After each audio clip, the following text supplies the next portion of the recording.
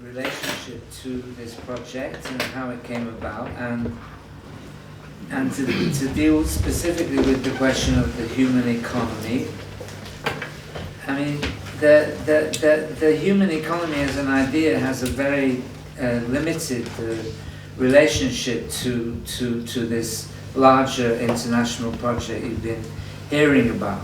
And in fact, none of the authors were asked to address the idea, and none of them did. And I have to say, you know, it's to some extent a personal thing. Although Jean-Louis, one of Jean-Louis' other hats is that he heads the Polanyi Institute in Paris, and Polanyi certainly used the term human economy quite often. But I was drawn to the term mainly as a way of making a pitch at anthropologists. I mean, it has particular resonance for anthropologists, obviously. And so, as I say, you know, this term has a quite limited relationship to the project, and what its future relationship will be remains to be seen. But you will notice that all the well, you haven't, but it is the case that all the previous publications in Portuguese, Spanish, Italian, French spoke of the other economy, and so there was, I mean, it was established as alternative approaches to economy. And as Jean-Louis just pointed out, there is a tension when one speaks about alternatives. It kind of implies, first of all, that we know what is, or at least the dominant is, and we know what that is, and that we want to do something else. What that else is a kind of negation. It's not identified positively. So one of the reasons for floating the notion of a human economy was to try and give some positive construction to the kind of economy that we hope that we advocate.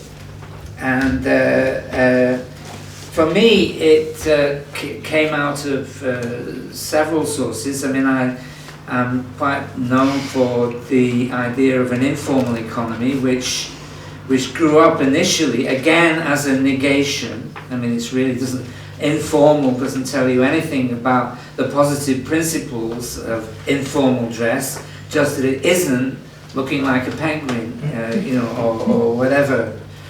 And I came up with this notion because at the time, 40 years ago, state notions of economy and development were almost universal. I mean, there were no liberals around that anybody paid any attention to in 1970. And I had this kind of Hegelian idea that the state is a big idea, sure, but it's not the whole thing. There must be things that are not the state, and including a lot of things that people do by themselves within their self-organized regions of social life. So I've always been interested in trying to confront dominant ideas with what people really do. And the idea of a human economy is really the informal economy vamped up and gone global, I think. But I'll say some more about that later. Secondly, you know, I believe I've been in Paris now for 14 years, and I just believe I'm incredibly lucky to have witnessed and interact with probably the greatest efflorescence of economic sociology that the world has ever seen. I mean, there is a new book edited by Philippe Steiner and François Vatin called Traité de Sociologie Économique, which contains about 15 essays by leading members of this French school of economic sociology, none of whom, of course, would agree to be in the same room as any other, and who certainly would not agree that they formed the school. But who I still, and the thing that's great about the book is that that everyone's writing about what they know and what they really care about and have made a big difference to. So it's and you know, I've been growing with this. I've been living with this stuff, interacting obviously with Jean-Louis and others for well over a decade, and thinking, wow, this stuff is great. And no, I mean, it's not just that the Anglophone world knows nothing about it, except, you know, Michel Calon in translation or whatever. But the French world doesn't care about it anymore. I mean, there was a time when I arrived in Paris in the 90s, when these people had a market, a political audience, the Jospin socialist regime and so on. But under Chirac and Sarkozy, the public audience for this kind of thing has really diminished quite considerably. And I saw this as a sort of opportunity for me, you know, because I thought, well, if they don't have an audience in France anymore, maybe I can persuade them to seek an audience in the Anglophone world using me as the entrepreneur. I mean, I got publishing connections, you know. And so, but the thing that triggered it off and turned it into something concrete was reading the Dictionnaire de l'autre Economy, edited by Jean-Louis and Antonio, an expanded paperback version published by Gallimard that came out in 2006.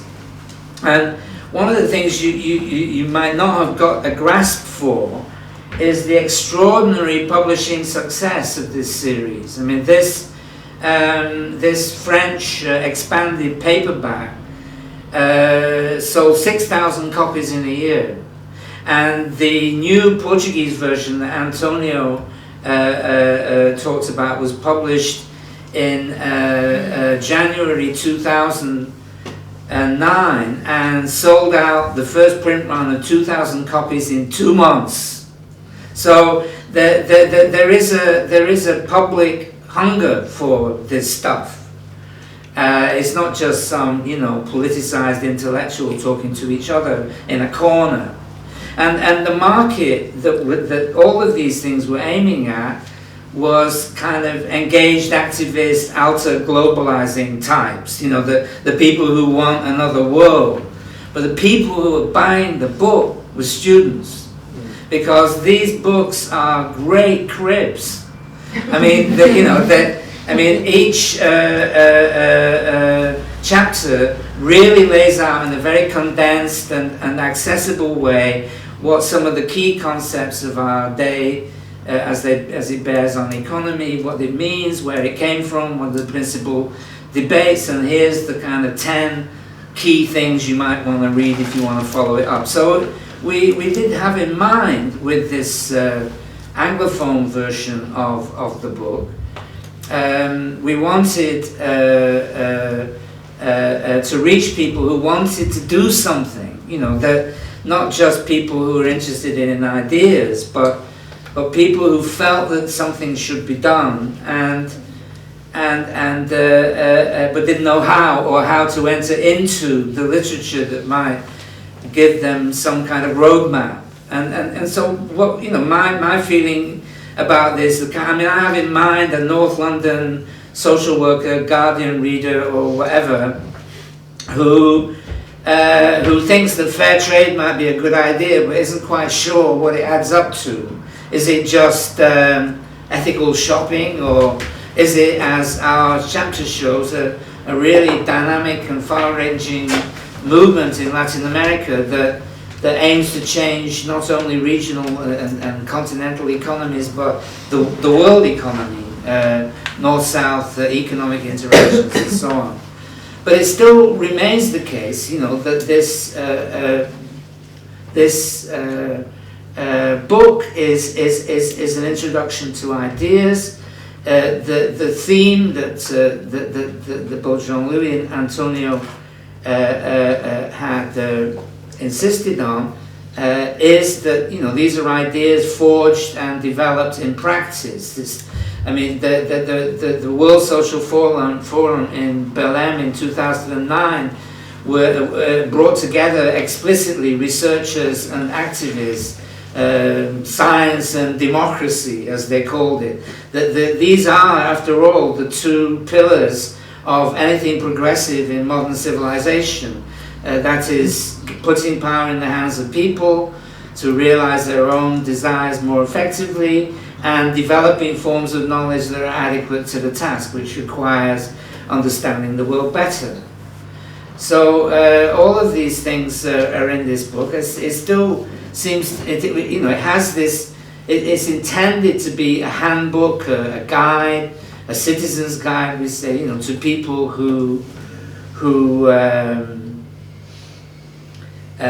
might want to get engaged and would like to be better informed about it. But it's also, I think, a wonderful guide to students, and I suspect that that's where its principal audience will lie, but we'll see. I have to say that I've also set up a postdoctoral fellowship program in the University of Pretoria, which was the bastion of apartheid in Afrikaner University in the capital city, on the human economy, and we aim to extend the range of, it's the people we've recruited are to develop a South-South dialogue. We have fellows from Brazil, Jamaica, India, Nepal, Zimbabwe, South Africa itself. And although I've emphasized the international quality of the book, The Human Economy, and others have done so, it seems to me very clear, looking at it, that it's one thing to take a Latin American political discourse that engaged Francophone writers and thinkers, and then turn it into English and add some Scandinavians and Brits and Americans and so on. But there still isn't a single Asian or African in this book. So there's the vast. I mean, if this project has any future, then it must lie in engaging as writers and as audience Asian and African participants. I mean, one only has to think of the extraordinary wealth of work along these lines that takes place coming out of India, for example, or Korea, for that matter, or Japan, or South Africa, and so on.